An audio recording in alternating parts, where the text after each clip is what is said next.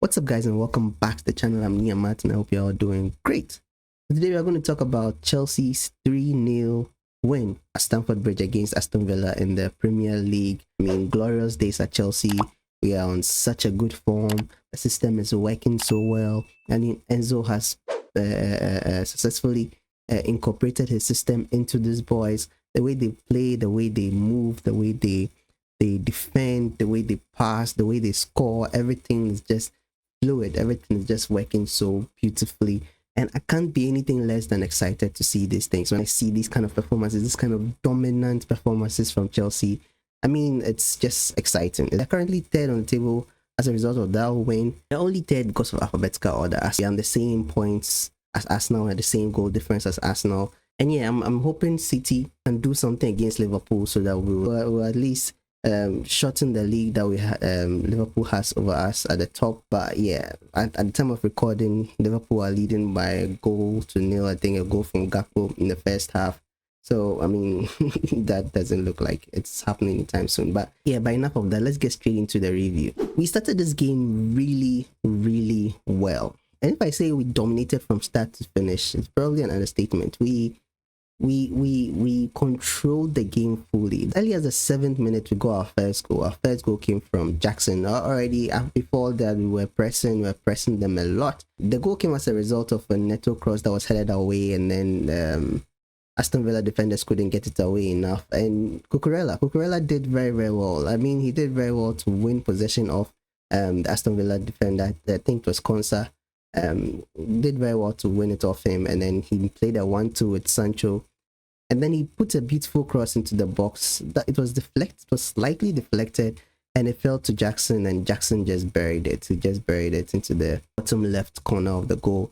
And yeah, Jackson cannot stop scoring. He scored against Leicester last week, and he scored this week again. I think the same pair that scored against Leicester last week, but today we added a third. I just liked how we started the game. I just liked the energy, the zeal, the way we're passing, the control. I mean, I don't know whether I can say that we had any bad player or a faulty player, any faults from any player today. Everybody was on top of their game. There were some players that were exceptional than others, but everybody was on top of their game. I'll mention the exceptional players as the review goes on. But yeah, the first goal was fantastic, and it just got us off the right foot. We knew this game was going to be a win for us. We were expecting a win from this game, considering how poor Aston Villa has been in their previous games. We expected to win, and yeah, they made it easy for us in the first half. They were not pressing enough. They were not controlling the ball. They were losing possession a lot. Most of the 50-50 chances, we were winning them.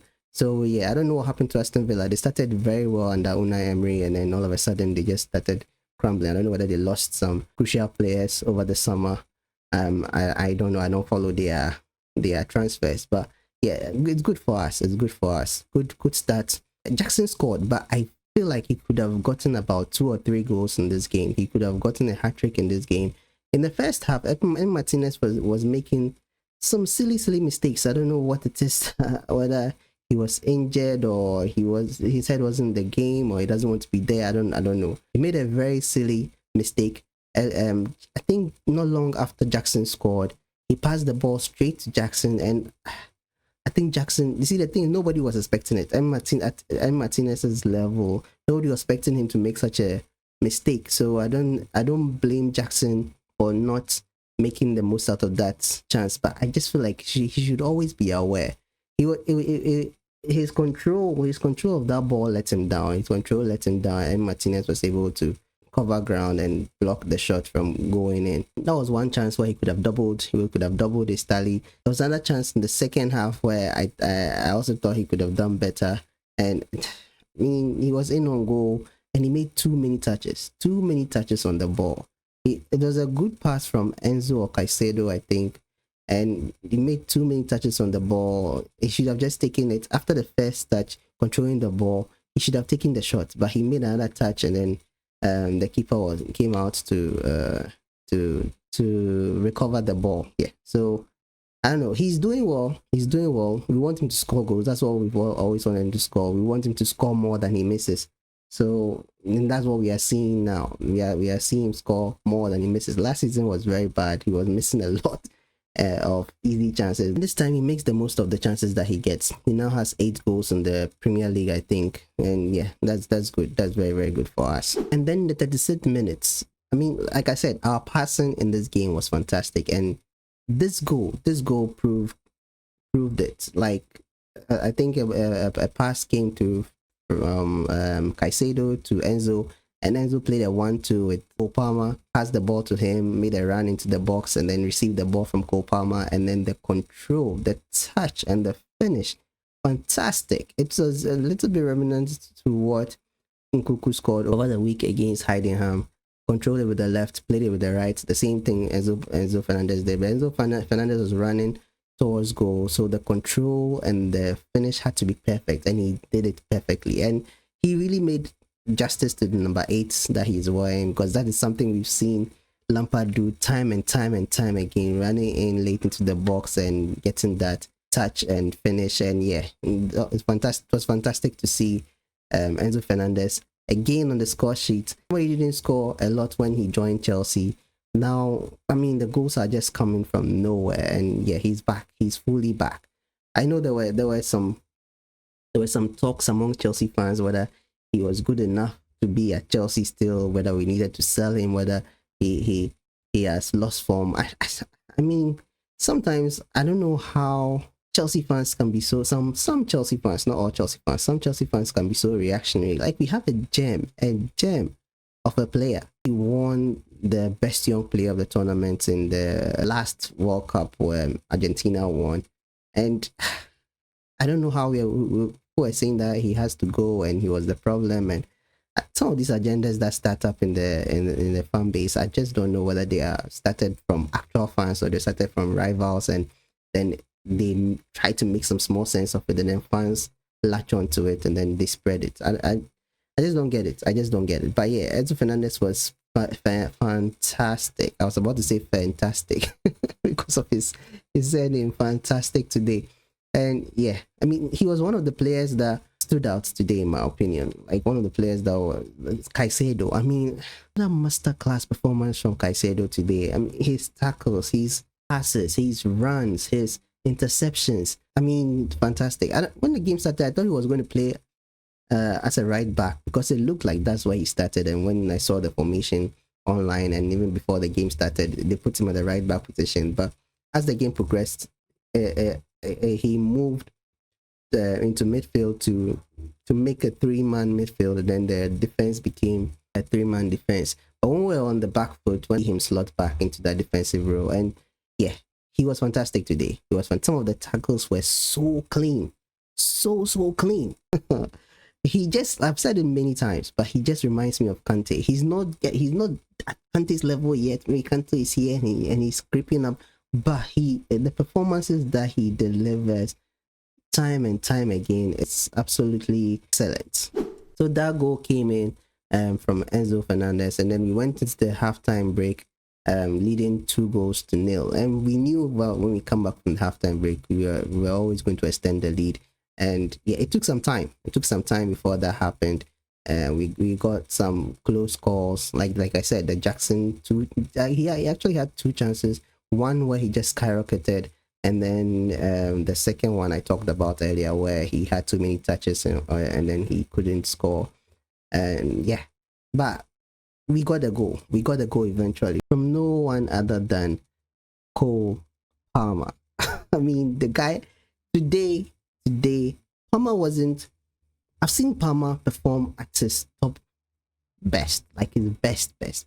And today, I don't think today was his best performance, but today he was damn good. He was really good. He was the one. He gave the assist to Enzo Fernandez goal, and then he scored a brilliant goal. It started from a free kick, and at first I thought he was going to take a free kick, but they passed it to Madueke, and then Madueke passed it back to him, and with 4 or 5 Aston Villa players charging towards him, he managed to kill the ball beautifully to find the top left corner of the goal, and the keeper couldn't even move. The keeper had nothing. Like the commentator said it best, that even if you are the world's best keeper, There's nothing you could do about that. It was a fantastic goal, fantastic performance from Cole Palmer, fantastic performance from the team.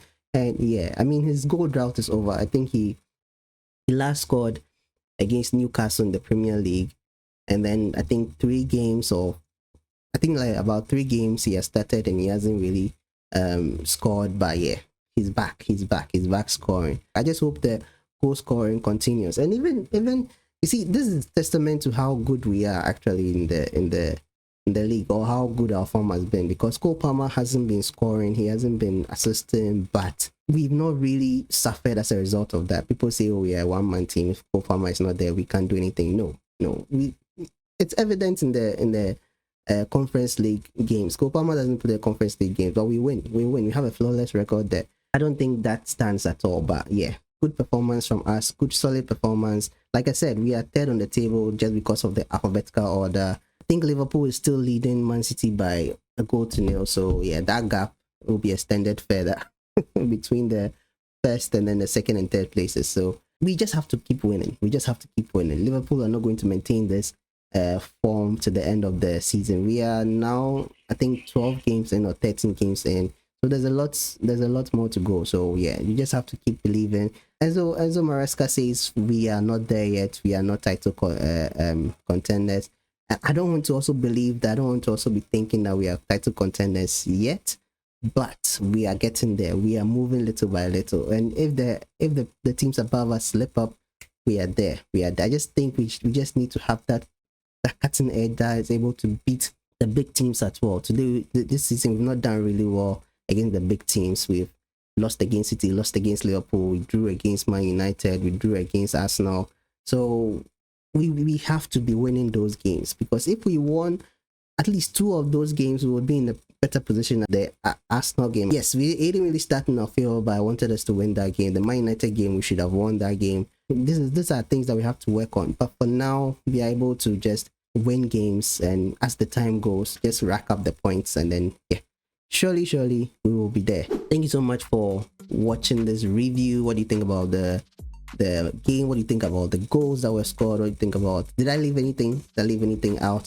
Let me know what you think in the comment section down below. If you've watched this far and you like this video, give the video a like, subscribe to the channel too if you are interested to see more of my videos. And yeah, I'm gonna be more consistent in releasing videos again. So yeah, thank you so much for watching. I'll see you guys in the next one. So until then, stay safe.